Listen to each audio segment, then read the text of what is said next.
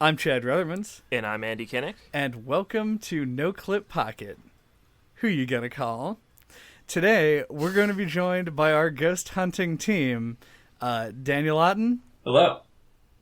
Janelle Vickers, Woo! and the spirit of Janelle Vickers, and also Steven Otten. Hello. And today, we're going to be talking about Phasmophobia, which is a game that was developed by Kinetic Games, self-published, and was released in 2020, and I believe is still in early access. Has not gotten a full release yet. Yeah, which is actually something I hadn't realized. I feel like it should be painfully obvious after playing it, but I just kind of assumed it was a small budget indie title and did not realize it was just an early access right now. Yeah, the game. Normally, we don't talk about games like this. We did an episode on demos a while ago, and that's probably the closest we ever got to talking about a game that didn't have like a full retail release yet. But I feel like the zeitgeist for this game has already passed, as is tradition for the NoClip podcast. But the But poltergeist waiting is still any there. longer. Yeah, yes, of the geists, there's at least one of them still around. But like waiting any longer to talk about it would feel more like a post-mortem than it did like a relevant recent thing. Mm-hmm. So I think the proximity to its release is good. Yeah. Yeah, it made me think about, like, the effectiveness of early access. Like, I get its value for small developers who don't want to spend money on, like, playtesting and stuff. But I feel like this game's a good example of this game's already had its 5 minutes of fame, like on Twitch, and by the time the full release comes out, I feel like no one will care about it anymore. Yeah, I think because like there's a lot of value to early access in the form of like if you can get your game out and have a community of people offering feedback, you can make changes before the final release. Like as you said, there's benefits for playtesting. People can report bugs and things that were pain points when going through the game. It's like a very democratic process, and I think it can be hugely beneficial for some developers. But sometimes you get kind of a situation where your game isn't done and it gets really popular, and then when your game is done, it's going to suffer for it. But I don't know, maybe they made enough money from the early access that it doesn't really matter. Mm-hmm. We could only hope. Yeah.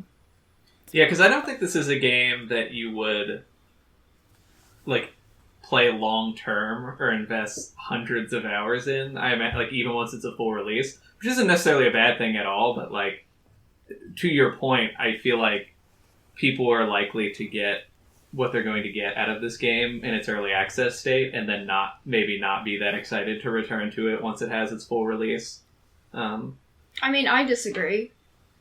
Just because I'm very bad at this game, and I would like to believe it's because it's in the early access stages, and then I can be one of the early people being like, is this buggy or is it just me? And then if it is buggy, I can go back and try it later, and maybe actually be able to tell when something is a poltergeist versus a djinn versus a,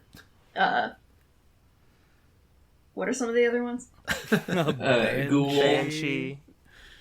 Right, like, I feel like it can be really hot and cold. Sometimes when we would be playing it together, I'd be, like, on it, and I'd be like, yeah, this game's great. And then other times, like, we would get none of the possible things, and I'm like, this game is bad, and it should be fixed. I think that, like, the problems with the game are a big part of the charm for me when we play it. Like, I think it adds something to it that it's buggy and not great at times. Like you say, the times when we look at it and don't get anything, and it feels like you're just wandering around in an abandoned schoolhouse and nothing's happening for a really long time, which is exactly what happens when you're hunting for a ghost. So, like, I think that adds, like, a lot of charm to it, and is a fun, kind of a weirdly fun part of the experience, is, like, when we load in very slowly and in very awkward poses, running around that van, the back of the van. Like, I laugh every time. So that's, if the game was super well made, I don't know that it or it's super finished and polished, like I think it would actually lose something there. Yeah, things I hope they don't fix on the full release. Number one, the poses and like the articulation of the characters. Number two, the collision physics. And number three, the basketball game in the lobby area. They're all perfect. Don't need to be touched. Yeah, I think that's definitely a good point, that it does give it almost the kind of a feel of like a low-budget horror movie, or like you said, like an actual ghost hunting show where you just show up to an abandoned school and then nothing happens. But like it's like a line that I think they go back and forth across, where like it feels like sometimes it works and sometimes it's just kind of frustrating. Yeah, I think that like the early access version of this game, and this isn't like, from my understanding anyway, this hasn't been the cultural reception of it. Like I think people genuinely, like when they play this, they interpret the events in the game as being scary. Whereas like we're definitely viewing it as like a trauma film where it is just like some just jank shit happening 90% of the time. And then like some sound effects will spook you and you'll be like, whoa, and everyone will be like, that was spooky. Anyway, we still fucked up and don't know what we're finding. And we'll be like, someone will be on the camera feed and being like, oh no, he's coming for you. And Andy is like, oh no, and running away, and we're like, no, he's gonna get you. And then Andy gets spaghetti-fied and we laugh at him. Like, maybe if we were playing it like single player and it was dark, maybe I get a little spooked. But I guess maybe just because we're a bunch of goons. But when we play it, we're like, oh, it's a djinn, maybe? I don't know. Get in the van. Let's go.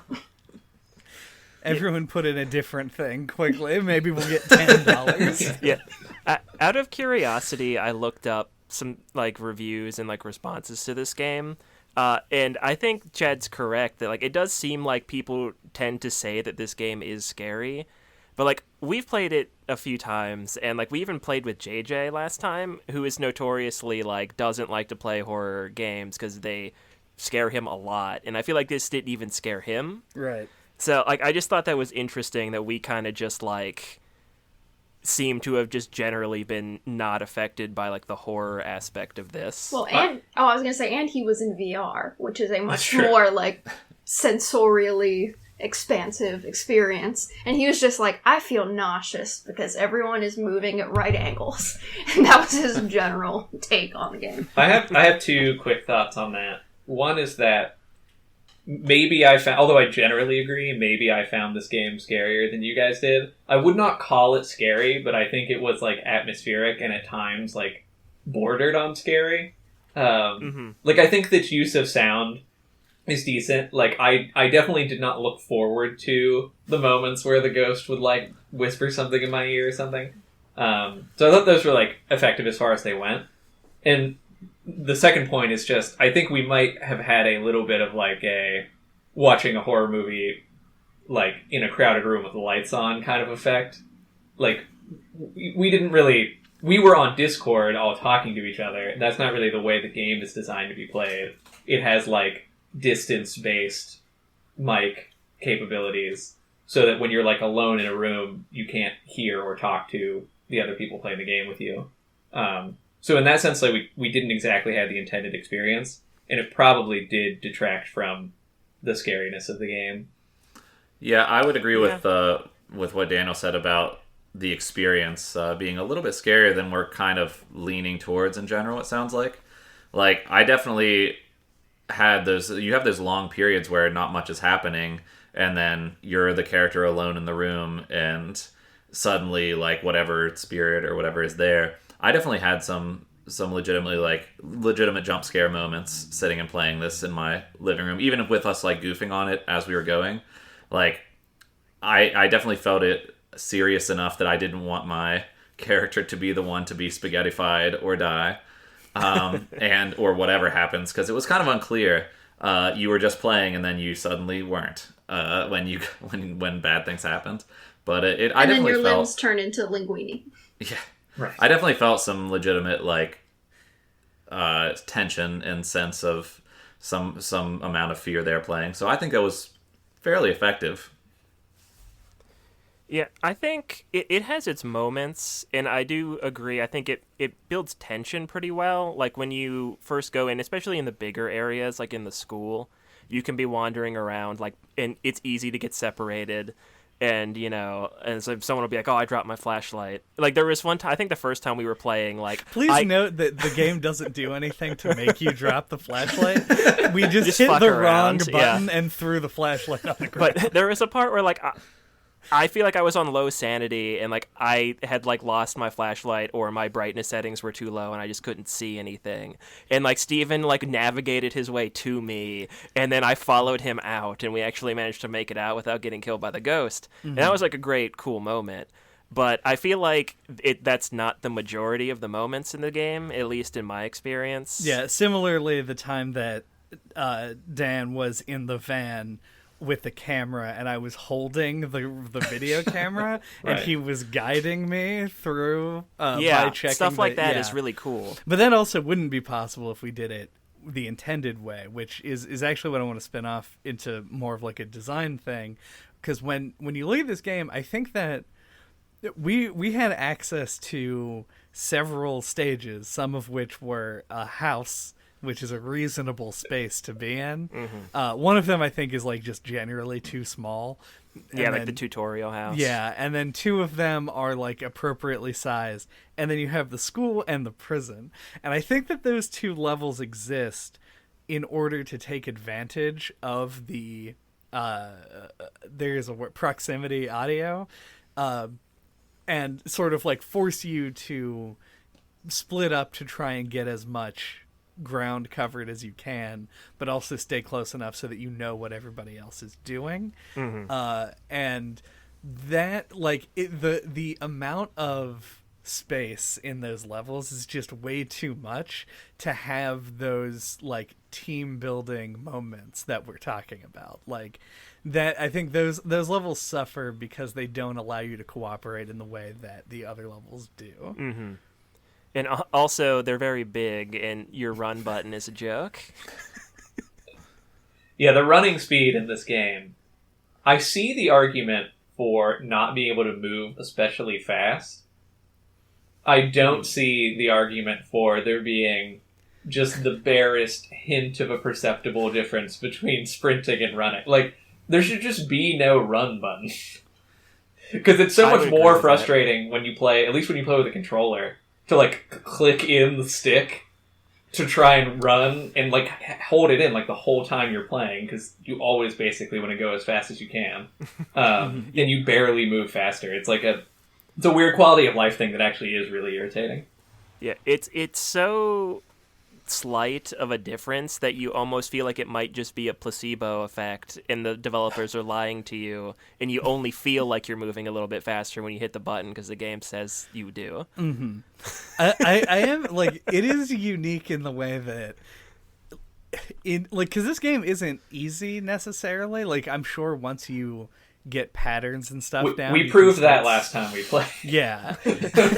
But I think, like, once you understand patterns and stuff, you can sort of start solving things sort of like heuristically, where you kind of go from place to place, like, check this, that, and these, and if you don't get anything on that, move to this. But we don't know what we're doing, so we run in, we throw a book on the ground, we set up a camera, somebody's running back and forth between the truck and the thing to get more shit or watch the cameras or whatever.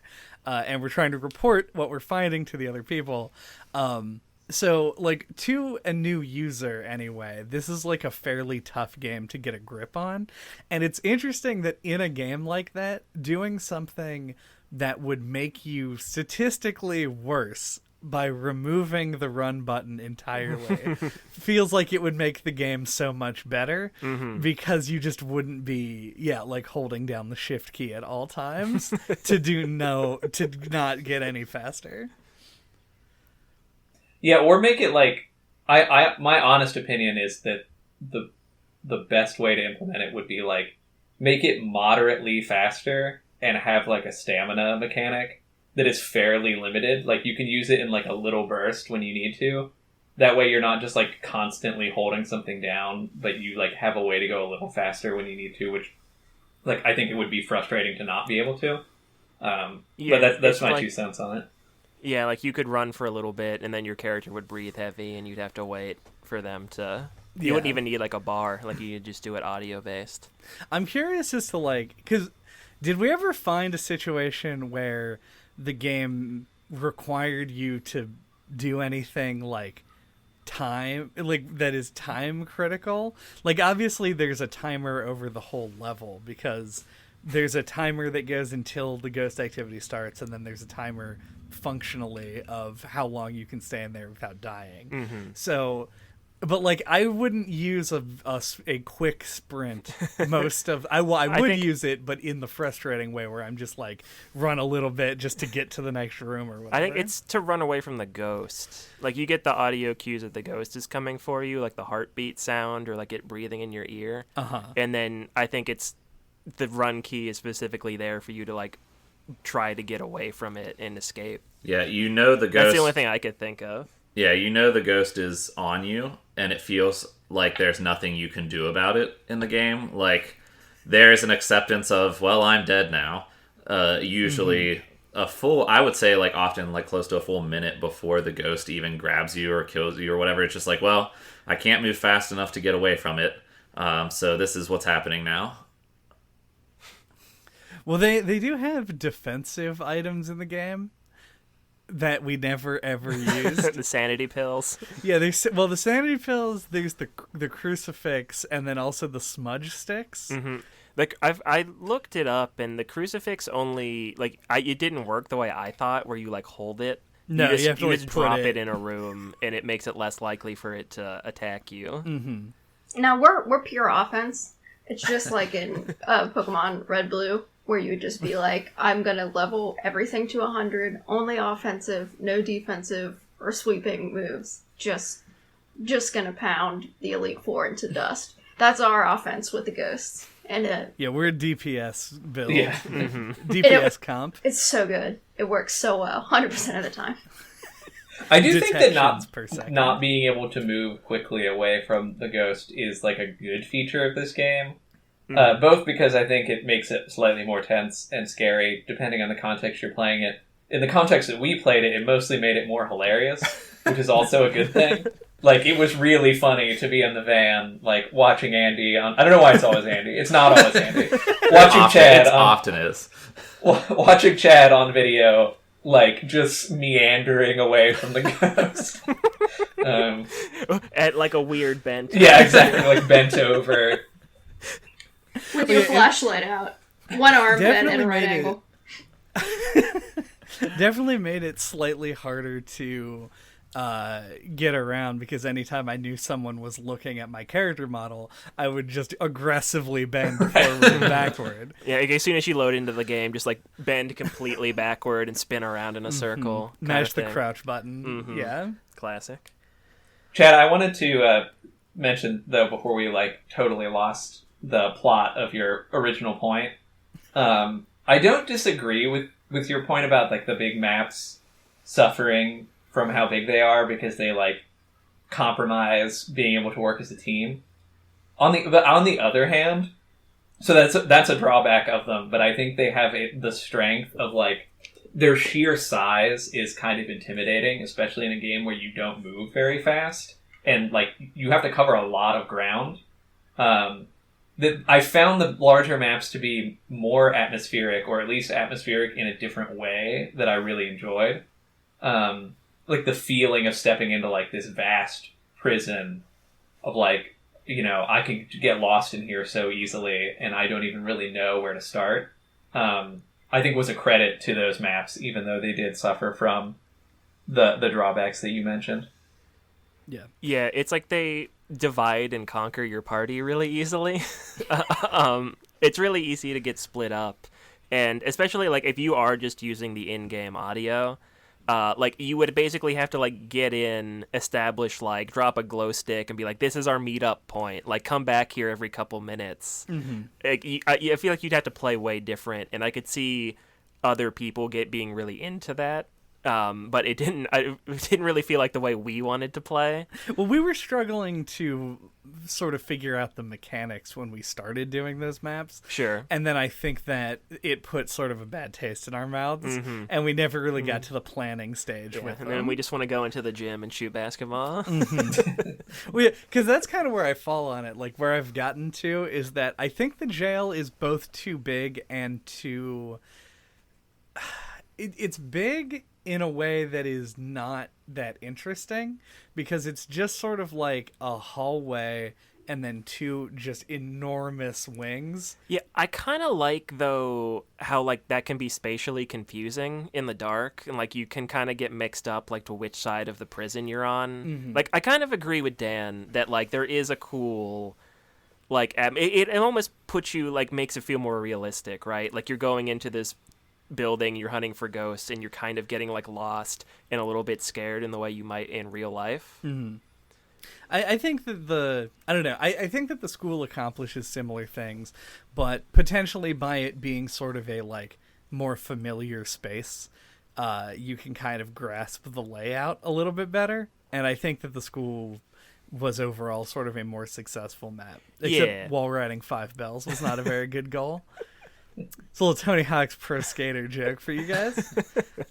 Couldn't resist. If your sense of direction is bad, like mine is, and Janelle's is worse, those big maps, like, I got lost basically immediately. Well, Zandy knows I'm basically a Boy Scout and know how to get around everywhere with no issues. I mean, Janelle Yeah, I gets got lost lost on the Neverwinter instantly. Nights maps, so... I just, well, okay, first of all, we can't get into Neverwinter Nights right now, unless you want to have a full-scale brawl about how awful those maps are. But, yeah, no, I mean, it's bad as far as everything looks the same to me, especially when it's in low light. I'm like, I don't know. I'm in a cell block somewhere. You're like, what cell block? I don't know. One of them. I think I'll just die here.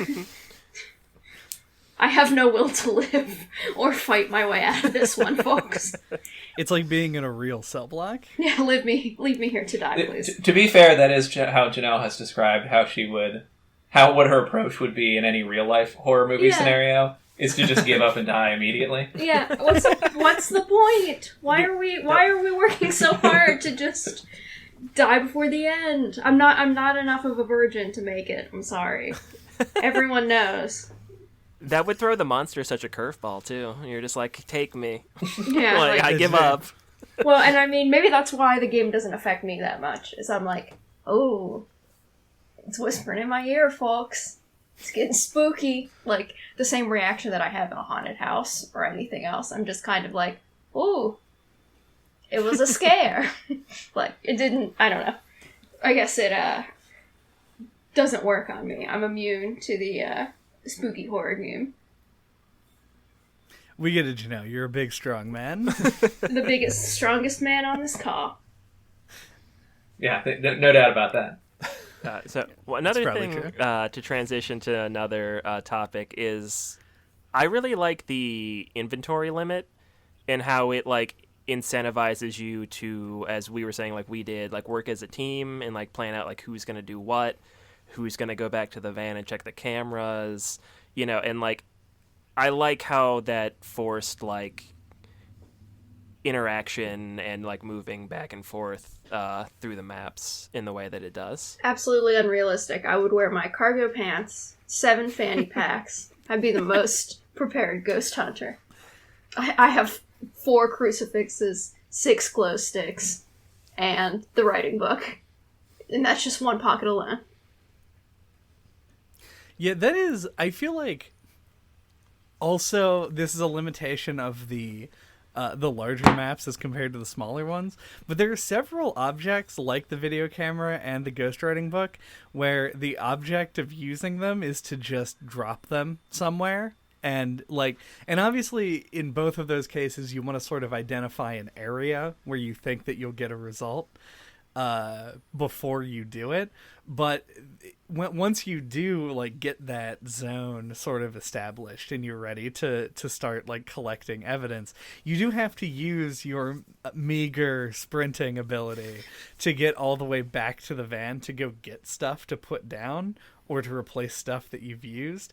And I feel like, and maybe this is just me, and I would 100% believe it if it was, I just really don't feel like doing that. So I would usually like set out with the book and I would try and like pull double duty with the UV flashlight, but that required me to just stay directly next to a wall at all times. Otherwise I couldn't see anything. Which led to some really excellent camera feeds, though, because we'd be like, "Chad, we can see you. You're okay. You're standing in front of a wall that says X thing, and you're like, ah, yes, the wall. Okay, I will follow the wall. Left hand rule. There will be a corner eventually." You don't have to be the guy that goes back and forth, though. Like, you could just not take those items. Shut up. It would actually, I think, be detrimental if you're trying to be efficient to have more than 2 people running back and forth. And by running, you mean shuffling. Yeah, shuffling. There we go. Yeah, what we really need is those cargo pants DLC. That's what I'm saying. Give me a fanny pack. Get me a backpack. The weird VR belts. I think that we found exists. Yeah, I think that like limiting what each person can carry though does help to establish like what's your role going to be on the team. Since there's like the four people in there, like I feel like everyone has their thing they gravitate to. What if you're the person who likes to talk into the spirit box, or if you're the person who likes to go and hunt with the UV flashlight. Like I know that when we would play, I would find myself grabbing the same couple of items every time. Like you had to grab a flashlight or the high-powered flashlight once we had enough cash to buy them, because just functioning in the game, you need that flashlight. But like I would often find myself grabbing the same couple things because like, all right, I'm comfortable with this. That's my job. Yeah, having like a role was something that the game did a really good job of sort of establishing. Like when somebody would ask, be like, "Oh, did anybody pick up this object?" Usually the same person yep. is like, "Yep, I already grabbed it." Like that was the thing that they had. And so it would always end up being like you would have a main job that was the thing that you did, which for the benefit of the audience, so they know, my job was not anything. I did nothing good the whole time we played. I mean, but we knew. Hey, Chad, where did you toss that writing book? And where's the book? Yeah, 50-50 shot of I dropped it somewhere, and I dropped it right here. There's nothing in it.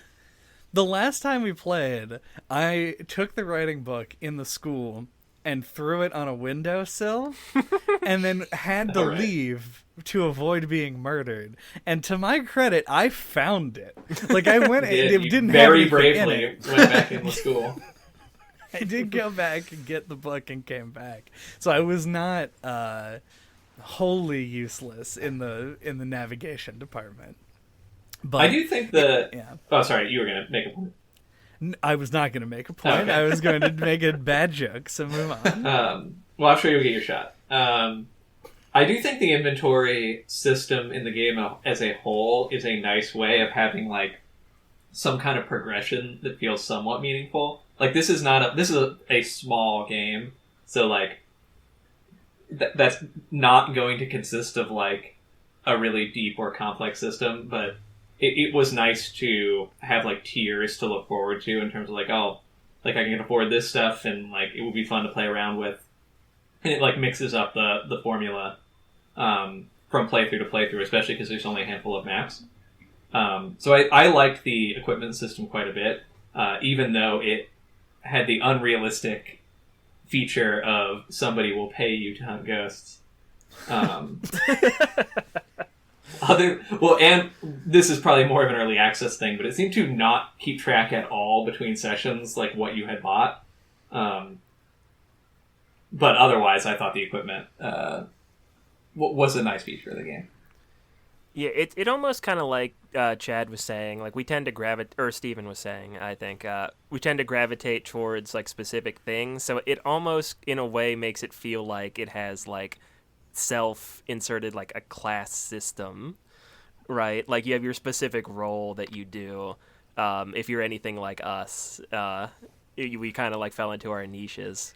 And I do think that's cool. And another thing they do with the inventory is if you die, you lose all the stuff you had. Mm-hmm. So I was wondering if you guys had any feelings on that feature. I think that's... Like the buying and losing of items? Yeah, like the fact that you have to buy stuff, opt to take it with you, and then potentially allow somebody else to take the thing that you bought and run it into the building and then just throw it on a windowsill and never be able to get back to it, is, I think, great in terms of... No, full stop. That's it. It's great. You really, Yeah, not where I thought you were going with that. one. Yeah. I think it's great in terms of you play in a group social environment, right? Like, because everybody's kind of working toward a similar goal. And I feel like the only time that it would backfire is if you're playing just online random lobbies. Because there's going to be somebody who just doesn't give a fuck and take something that cost you $1 million and just take it and then get killed, and then you won't be able to get it back. And it'll just be a huge waste of your I think time. everyone has their own money, though.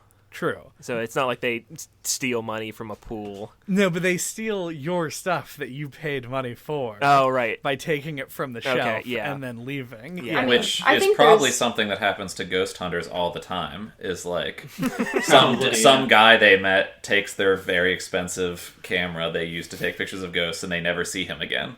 Like, I mean, there's always well, a certain... I think maybe ghost hunters probably do that to people who own expensive cameras as well.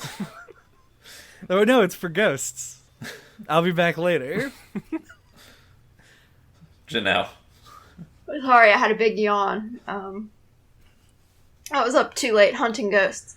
But no, I was just gonna say there's always an assumption of, like, a multiplayer game or, like, an online multiplayer game in particular of there being a pro-social environment in which you are playing it, where it's like, hey, we all have the same goal. We're all going to work together towards that goal, right? And then that is a foolish thing that game creators think. So I think it's true what you're saying, but more specifically, I think it is good that if you die, there is a chance for someone to pick it off of your body. Like, if someone is willing to go and loot your corpse, they can take your glow stick and flashlight and writing book back to the van, and it's not gone forever. I think... Now, we Who never was did it? that. No, but someone... Yeah. No, I one of the never didn't know that was last a times I feature. thought- doing that and feel really dumb. Like I would notice, like, oh, this is where JJ died, because all that stuff's laying there, and then we just walk past it. Yeah, I was saying, we did once. Someone made a point once, one of the last times we played, of, like, going back and actually picking up. Probably because there was one particularly expensive item that we were like, whoa, can't leave that. But, like, everything else we were like, oh no, it's gone to the mists forever. It's a shame. I can almost hear JJ's voice. And he's like, why don't you pick it up off my body? With Yeah, I regard could to... Well, this is going to be a different topic, so... I was just gonna tack on the end there. It's like I could also imagine like a trollish person who's playing online also just not contributing anything, like not buying anything and not adding anything to the pool. Like I feel like you could annoy people you were playing with in a myriad of different ways. And just, like, Slav squatting in front of the video camera so that you can't monitor for orbs. Just constantly bopping up and down. Blocking the view. He's like, you're monitoring for orbs? How about these? How about these orbs? Monitor my Ouija and my orbs. Yeah. Alright, But anyway, Data, that's all I pivot I for had. us. With regard to player deaths, which is related to what we've been talking about with the equipment system, I do think this is, like, something that could be... It's more something that just needs to be, like, ironed out, and is less, like, a design feature that I think is bad. But it does feel like, at least I felt like, you really didn't get much of a, like, chance to avoid death. And for me, it was like, once I saw the ghost, there was really almost no chance of getting away unless I was pretty close to the exit. which again, it wasn't like it didn't ruin the experience of like any particular playthrough, but it just felt a little like anticlimactic of like, oh well, now this is over for me because I've seen the ghost, and I think that experience could be more gradual, and it could be like more threatening over a longer period of time, but with opportunities to like get away. And I think that would be a better experience than the one that I had. Yeah, sometimes you get audio cues like long enough in advance, and then it does kind of seem like sometimes you just don't. And I'm sure there's like systems in there that are dictating that, but it's hard to tell as the player like that any of that's going on. So it does seem like kind of out of nowhere, like you'll just get killed all of the sudden. Yeah, I think that's sort of my takeaway as well, is actually kind of the opposite, where I felt like anytime that I died, it was always kind of a surprise to me, because there'd be tons of situations where I would get the audio cues and then wouldn't die. But right, I don't know if it's because of the way I was playing the game, or just like happenstance, like somebody dropped a crucifix nearby and it wasn't me and I just didn't know it was there, like that kind of a situation. But and like the most scared that I ever was in the game was probably a time when I actually saw like a visual representation of the ghost and then was able to get away from it, and then like knowing that I would have to go back to the area in order to actually do the investigating part. I think that is that's the kink that needs worked out. They need to find a way to introduce the scary things without them immediately killing you. Yep. Yeah, I would say frequently. I don't recall ever seeing any of the ghosts myself. That may have been added like since you last played. There was an And update I recall recently. other people seeing them, or No. being killed by them. Like, it's not that I was never killed by a ghost. I just like never saw it before it happened. It was like I knew it was going to happen because of the various audio cues and like my screen going like kind of red and dimming or whatever. Like, I knew I was about to be killed, but I never saw one of the ghosts, I don't think. So that was definitely a part of it that I missed out on, because it seemed like it was very scary. Yeah, I like the kind of idea of there being some inconsistencies, like conceptually. Like you never know what the ghost is gonna do, making it a little bit scarier. But like I do feel like it feels fidgety. Like I feel like if there is some kind of hypothetical way they could make the rules a little bit clearer, and as you said, like introduce the threat in a more obvious way a little bit earlier, so it has time to like you be like, oh god, I got to avoid that thing and get the clues and get out. Yeah. Like more of an obvious threat or a tangible one. I think that could enhance the game. I guess it goes back for me to like my first point about the game. Do you think that if the game were more clear, had more clear rules and structure like that, would that add to it for the experience, or would that take something away? Because like the unpredictability of it is probably to me a positive. And again, it comes back to what I said at first, like the lack of polish on this game, and I know what I'm getting going in. I know it's not going to be like perfectly run. Everything's not going to run perfectly and be that well constructed. And yeah, like some bullshit could happen whenever, but like that to me is a plus. Yeah, I mean, I largely agree with that. I think it could just use like a little bit of ironing. You know, like I think if it were just like 5% more, like consistent and clear. But because I do also kind of like the jank, like some things that stuff adds. We But stand the jank here. Yeah, united we stand. I think that I would not want any further instruction within the game. Like, I don't want it to be obvious what it is that you should be doing. But other than that, yeah, like, I think the things that need polishing are all on a very technical level. I actually think on a design level, like, with the way that this game is laid out, the least fun way to play this game is to be good at it. because once you know how the game works, it becomes like following a checklist, and you're just sort of like, okay, I did this and that and this, and I got this part, so now I go down part B of the flowchart, and I do these two things, and then depending on the results, I know what the ghost is, and then I leave. The mission is done, 3 minutes flat. And that just sounds very boring and not interesting, whereas the scramble is sort of what makes this enjoyable. The fact that like everyone's kind of going about doing their own thing, and then somebody's like, I got you level 5, and you're like, oh shit, level 5. And so everyone's sanity is at 25%. Yeah, fingerprints. Everybody just sprints into the room, and books are flying everywhere, and there's somebody with a glow stick trying to like look at the light switch. It's Ellen Harris. Did you die here? Like, Ellen Harris. How old are you, Ellen Harris? Ellen Harris. Like that chaos. I'm getting 3 degrees Celsius. Is 3 degrees Celsius cold? Is that cold? Okay. That's not below 0. That experience is great. It's my favorite part of the whole game. And so the less everyone knows about what to expect, the better the gameplay experience is. So yeah, I love the design of this game. I just think that there are elements of it that are very bad. That's one way to put it. Mm-hmm. Yeah, it just needs more of a... I think you're exactly right. Like, it just needs more of a curve for, like, the scares and the threat than it has currently. We cracked the code. We caught the ghost.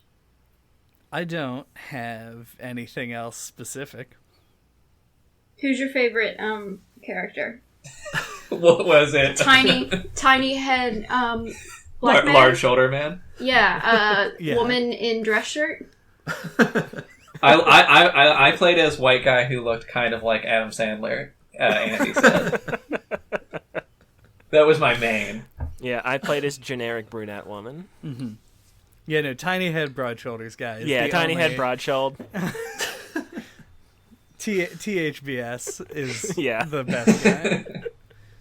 Tony Hawk's broad shoulders. Yes. Tony Hawk's brother. Mm. Do we have... This should be an easy one, and I'm just absolutely... Phobic thoughts? That's probably pretty good, yeah. We've done so many ghost-related ones. The concept of phobic thoughts makes me a little uncomfortable. Daniel, it's not supposed to make sense. I'm a little hesitant. I may or may not have phobic thoughts, but I'm obviously not going to publish them on the internet. He's just going to get boxes full of bees now. Mailed to our home address. I guess I'll go first, as is tradition. This game, I think, is a fantastic concept. I really like the idea of doing like a found footage horror game or like a ghost hunter style horror game. I think that's really cool. Like, there's a lot of subgenres of horror, and I don't think enough of them have been explored in video games. And I'd like to see more of it. And so I think this game is really cool. And in the fact that it's multiplayer, you know, is awesome. But it is an early access, so like you got to cut it some slack. But it does have early access jank. It's a horror game with goofy animations that completely deflate the horror sometimes when everyone just kind of bent at weird angles. You know, and the movement speed is like horribly slow, and sometimes it can just feel like things aren't just quite working correctly. Like there's a lot of wrinkles and things that I'd like to see fixed. But I think this is really promising, and it's fun. It's fun to get together and play. So like I hope people remain interested in this, and that the full release actually manages to make some improvements. But yeah, overall, it's a fun little janky gem to play with your friends. I will go next because you basically took the words right out of my mouth. That this is a fun little janky gem. It is super rough. like probably we have not stated strongly enough how rough parts of this game feel. But we did have like a really fun time with it. And it sort of it fulfilled two fantasies.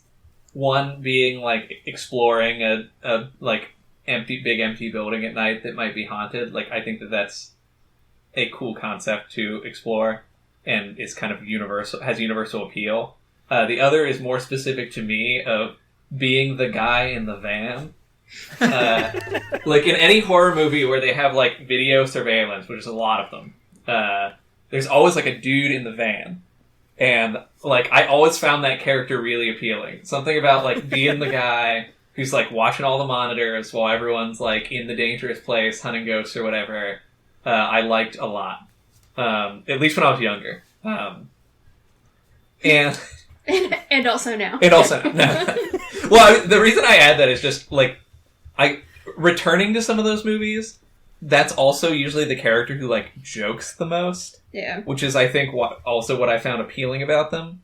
But like most of those movies are like really dated now and the jokes are like not funny at best or offensive at worst. Horribly creepy sexist. Yeah, so like, yeah, they end up they're kind of creeps. So like I now have mixed feelings about the guy in the van. But I used to want to be a guy in a van. And I was happy that game could fulfill that fantasy for me. I think that JJ on one of I can't remember which episode it was, because you guys have played a lot of like really short games.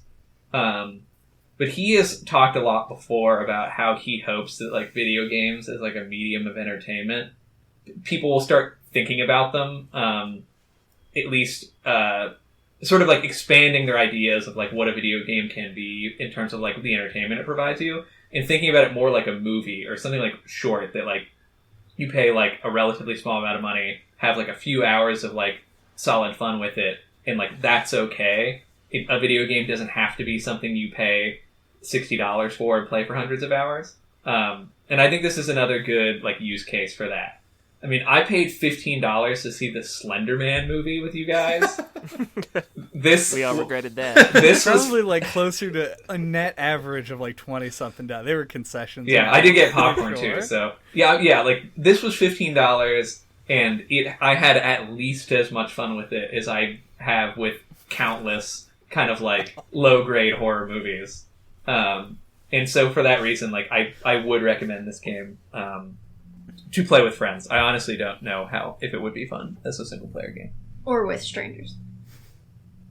Or with strangers. It would probably be pretty bad, but I'm pretty averse to playing anything with strangers, so I think solid experience all around for all its flaws. Still had fun with it. I mean, I'm happy to go after Daniel there because I had just to bounce off what he said there at the end. Probably not great to play with strangers. And I really love what Chad said before, because I had the exact thought in my head, and I was going to ask the question before he brought it up. Like, would you guys want to be good at this game? And for me, the answer is definitely a big no. Like, I don't want to play this game for 200 hours and get, like, know the exact routes to run in every room, map, and know where to drop the stuff and the order to check the list, because that just, like, defeats the fun of the game. And so I totally agree with what has already been said about it being like fun experience for the like low barrier to entry of like a $10 or $15 game, something you can just play for friends one time. And like if we only played this once for like 2 hours, I would still feel like I totally got my money's worth. And it's just a good time to as I've said before, like I've been pretty transparent on my review, I guess. Of like we can laugh at each other bent over in the van, we can have those like stupid moments where the game breaks, but also like Andy mentioned earlier, like when I went and found him in the jail and like escorted him out when he lost his flashlight, like that's a real horror movie like moment. Like that's a real moment where you're working as a team and rescuing your friend who's about to be killed, and I like you get into it, and as flawed as the game is in a lot of ways, like you have those moments where you really can get into your situation and have those cool moments as a team. I think it's totally a lot of fun for the priced entry, and definitely recommend it. Have a good time with it. I'm looking forward to similar games coming out in the future that have a similar style of, that kind of being in that horror movie, being in that found footage movie, because that's a genre that I love. I know it's a much maligned genre, but the found footage genre is something that I'm always on the lookout for, that next found footage gem that I can give an hour or two of my life to. And I would count this game amongst those experiences. Well, I guess as someone who is a bad ghost hunting TV show aficionado, there was a part of me that wanted to be better at using the equipment and using the EVPs and doing all that kind of stuff. So I guess that part was more frustrating for me, of it felt like we had the tools and yet for some reason we were doing something wrong with it. But then at the end of the day, I would just be laughing at Chad holding the book and thinking that he dropped it somewhere and not actually having dropped it. And then he does drop it and it lands upside down. And we're like, no, Chad, you have to flip it. How's the ghost gonna write in the upside down book? And then he tries to flip it and his character model just has its hands around it for a while. And eventually it sort of turns 180 degrees. So at the end of the day, that is what made the game worthwhile. Not because it was any kind of a faithful rendition of what it would be like to go on a ghost adventuring crew, but because we were so bad at it, so very bad, and the game was not very forgiving for that badness, but it ended up working out fine for us in the end.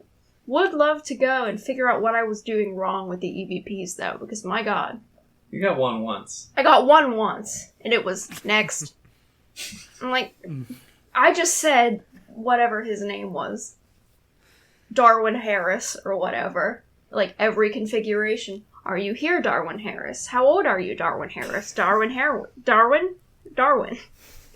Is your name Darwin? How did you... Get out of the room, Andy. I have to be alone to talk to Darwin. Jesus. Shut the door behind you. Okay, Darwin. Are you here, Darwin? I feel like I gave it my all, but maybe once it gets a little more, that 5% polish we were talking about, we'll be a little bit better using the tools of the trade. Who knows? I think everybody's covered all the things now. So before JJ had ever played with us, the one time that he did, he got the experience of listening to us play the game before he had ever touched it himself. And I think that a great way to sum this up is just what he said about it was, quote, "It sounds like you hate this game and you're bad at it." And the answer to that is yes. We do hate the game and we are bad at it. And I think that is what makes the experience as enjoyable as it is, because it is just us frantically trying to figure stuff out and how to do it and just failing at doing that. And the group dynamic of having people who are not only expecting to fail themselves often, but are willing to just sort of laugh at the failures of other people as well. It really combines into just sort of a good social drink a few beers, have a few laughs, On a few ghosts. on a few ghosts scenarios. Thank you for listening to NOCLIP Pocket this week. What are we talking about next time? Next time, we're not talking about time splitters. We're talking about Donut County. Donut Challenge. The far superior game, Donut County. But how do you feel about Time Splitters 2? Time Splitters Future 2 Perfect is the better game, and Future Perfect is also 3, good. actually. Oh, man. Well, what about Future Yeah. Perfect? We'll get to it. After Perfect Donut future. County. Wink. Until that time, you can get a hold of us. All of our contact information is on our website at noclippodcast.com. There you can find links to our Twitter, to the YouTube, to our Discord. You can listen to all of our old episodes, including the episode we intended to release this alongside, which was on Resident Evil 7. But you could also listen to the Divinity episode, which features our lovely guests that we have here today, or Amnesia from this past Halloween. There's, in fact, a whole playlist on YouTube of our horror games that you can check out. I use that playlist often, by the way. I appreciate that playlist. I didn't know. If that was the case, I would make additional playlists. Haunt that like button. Detect a level 5 subscription to the channel. Leave the ghostwriting book in the comment section. Our comment section is a ghostwriting book, and if you guys write in it, then we will all assume that you are demons. They're The just end. like watching us flounder here. No, I'm loving it. We I'm are thriving. notoriously bad at ending podcasts. You guys are the professionals. I mean, you can fix it in the edit for sure. Yeah.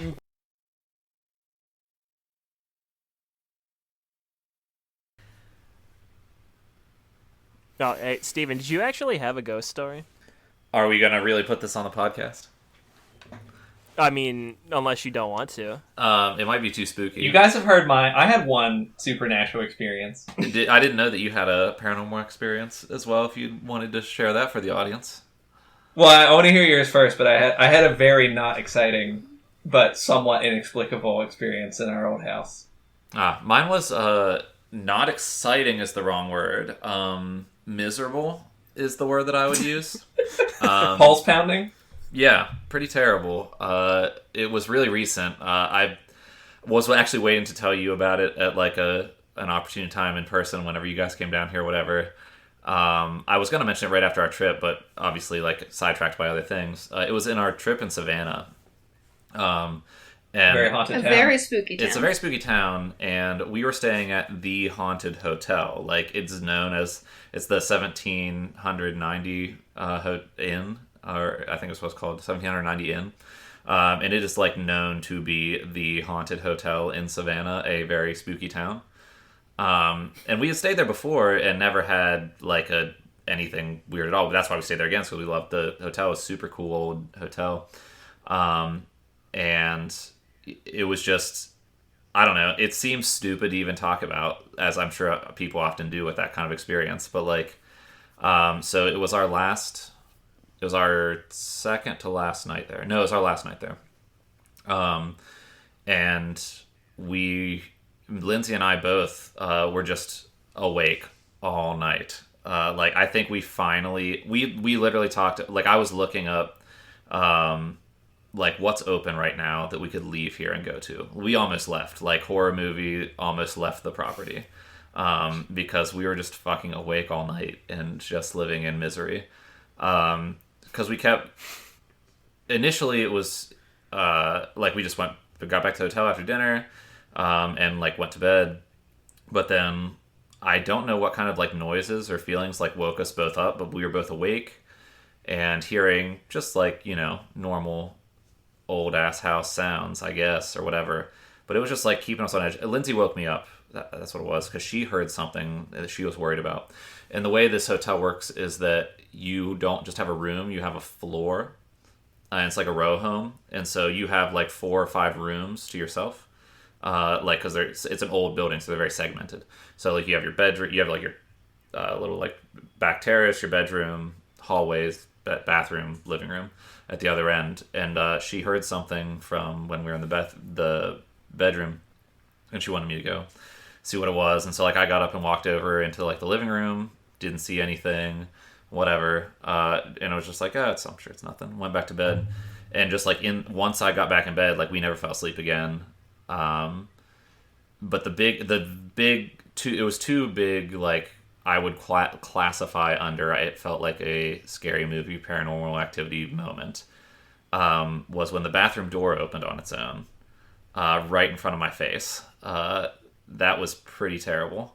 because we were Was just, it like latched shut, or it so was loose and like just swung open? it's like a folding door. Like if you look at my like closet door here, it's like that style. It was that style of like folding like accordion doors.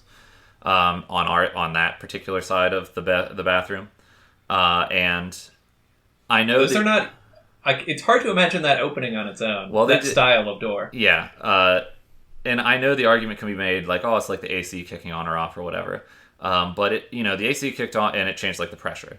Like, but the AC kicked on and off many times and throughout the week that we were there, and that never happened. But like on that night when we were both like weirdly super on edge and awake at like 3 o'clock in the morning, where I was laying in bed was like 3 feet away from that bathroom door, and we're just laying there and like kind of weirdly nervous and not really wanting to talk about it because we were both feeling really dumb about that.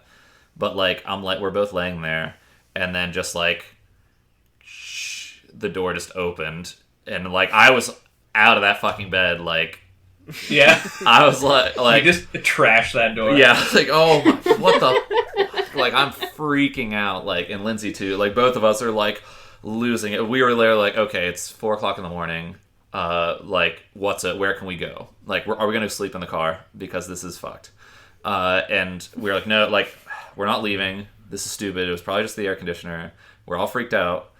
And so, like, turned on the TV in the room for the first... Like, we were there for a week and never turned on the TV. But, like, turn on the TV, turn the lights on. We laid in bed with the lights on and the TV on for, like, an hour.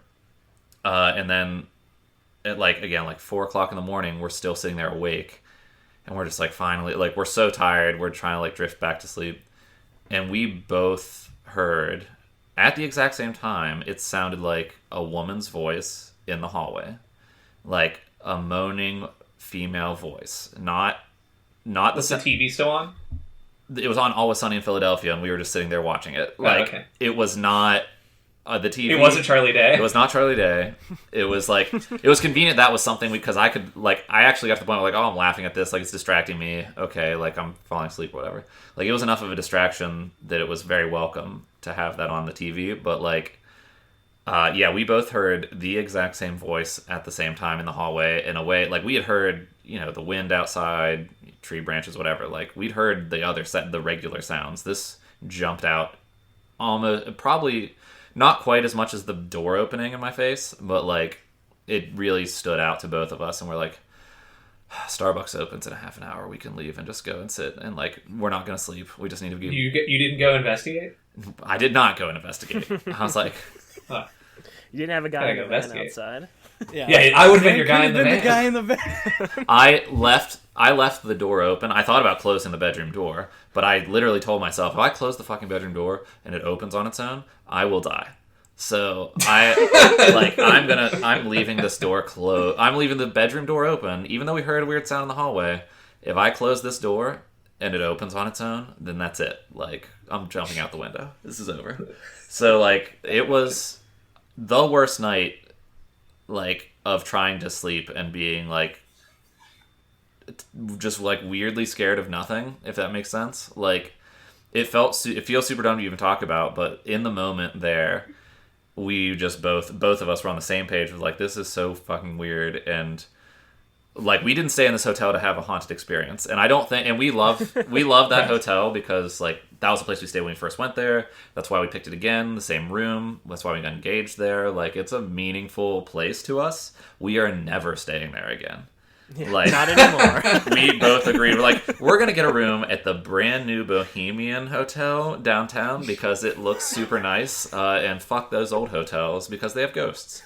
And like neither of us is religious or believes in ghost things in real life, really, like at all. Like the people that have ghost experiences are usually the person that's like super into that bullshit. Like I like a scary movie, but like I really have no explanation other than it was paranormal as hell, and I don't ever want to have that experience ever again.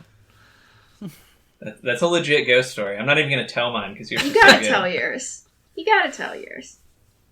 Come on. Well, let me leave a natural stopping point so that Chad can leave Steven's in and cut mine out. Well, I was thinking we could just do this as like a bonus episode. Steven's ghost stories. I Well, feel it's like gonna be again. It's gonna be Steven's ghost story and then Daniel's 30-second story. So yeah, this is your last warning to cut this part out, Chad. But my ghost story it was genuinely inexplicable. I wasn't scared at all at the time. It was the middle of the day at our old house on Virginia Street. For the listeners' benefit, that was built in 1828, and we lived there for years and never had any kind of You got paranormal. You got freaked out. That's just because I'm very scared. There was a bird in the chimney once. That was true. That scared the shit out of Stacy.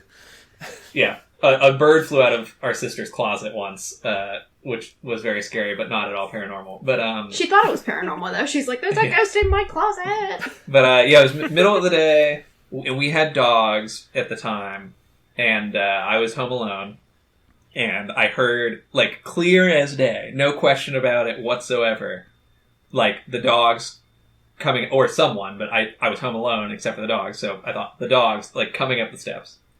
I didn't even think anything about it at the time, which is why I'm so certain about what I heard, because I wasn't scared, like, in any way.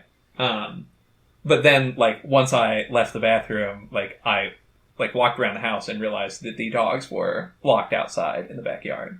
So, like, that's the whole story, but it was only memorable because, like, to this day, I still have no clue, like, what I could have heard, because I'm dead certain I heard someone walking up the stairs, and I am equally certain that I was the only person or living thing in the house. It was Moundsville, so probably somebody's searching for random drugs in the house or whatever. Someone scampered up your stairs on all floors, and they couldn't find a Someone died bathroom in where there was any good opiates, so they bailed. Yeah. Someone died in the house looking for good drugs, and now they haunt it. Still looking. Some say they're still looking for drugs to this day. Yeah. Well, a doctor used to live in that house. So. True old Dark Crow. Yeah. But yeah, I was saving that story because it was a hell of a time. So that is a heck of a story. Yeah. It was awful. I don't recommend it. I would have gone I and investigated the being voice. haunted. I gotta be honest. That's the only part of the story that I'm disappointed is that you didn't go investigate the voice. I mean, if I had found more, that's why he's alive. evidence, what if you had seen an actual fucking ghost? I mean, full body like, apparition. I would have gone and looked for that. An FBA, full body apparition. Yeah, an FBA, Steven. Come on. Even just a misty form. The bathroom door. What about some orbs? There could have been orbs. The bathroom door opening, it was really something. Was it below 0 degrees Celsius? I couldn't tell you because we were both like sweating in bed because we were like, "What the fuck is happening?" So it was. Yeah, it does sound scary. It does. All kidding aside, it does indeed sound scary. Yeah, it's kind of the kind of thing like I felt like we needed to tell in one way needed to tell the like person at the desk when we checked out, like, hey, last night was terrible. We had all these awful ghost experiences, and like I know that's a thing for like people pay to stay at this hotel to have that experience. Don't recommend it. Yeah, could you please ask the ghost to keep it down? But like I didn't want to tell them that because I feel like they probably hear that shit all the time because it's like people go there expecting that to happen and then they like manufacture it in their brain. Like we had spent through the course of 2 trips there, we'd spent like 8 nights in the hotel and had never had a like sense of anything like that. And it was just like it was literally like being like trapped in a horror movie. It was bad. So was it room 1408? That was certainly in my head at the time. I was gonna say hotels are naturally creepy places. Yeah. But yeah. Glad I can cap off this spooky episode with a real spooky story.